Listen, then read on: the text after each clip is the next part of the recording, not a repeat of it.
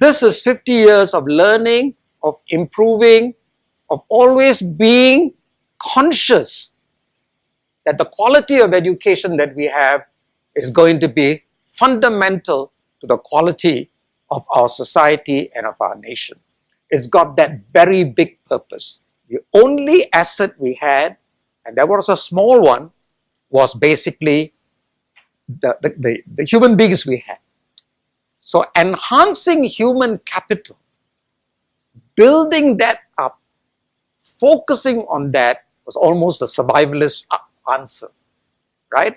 And that is, I think, fundamental to understanding why even today, investment in education has never faltered. Never faltered during the recession. In fact, in Singapore, the recession is an opportunity to invest more. So key policy response in the developmental states were to position education and human capital development as key drivers for social cohesion and socio-economic transformation. You can't build schools if you don't have money. You can't build housing. You can't build transportation. You can't build health facilities if your economy doesn't grow. We had a port. We had a strategic location. That's all we had. How can we maximize that? It had to be industrialization. So, English is the common language because it brought in Western capital. It brought in access to Western markets. It brought in access to technology. So there were purely economic rationale for saying English should be the language. If we have successfully done the first phase of industrialization, moving to the second phase, we have to ramp up our skills profile of the population as well as just the academic content of the population.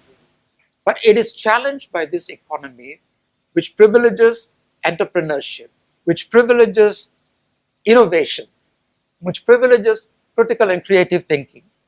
The key challenge for us, and we've been at this game for 20 years, the key challenge for us is, can a Singaporean system built on a successful industrial model and an industrial model of schooling, can that system keep the best of that system but transit at the same time to something which is a little bit more different, okay?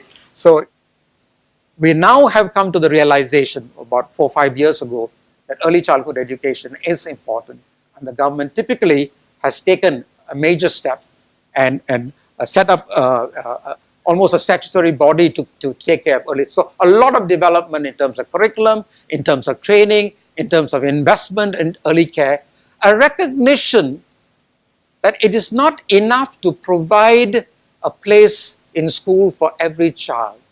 What you need to do with those in the 2025 low end is to make sure that there are enough resources for the family, support for the family, that the child, when it comes to school, is ready for school. And I think that readiness to learn is something that I think we are now beginning to realize we should have acted earlier upon.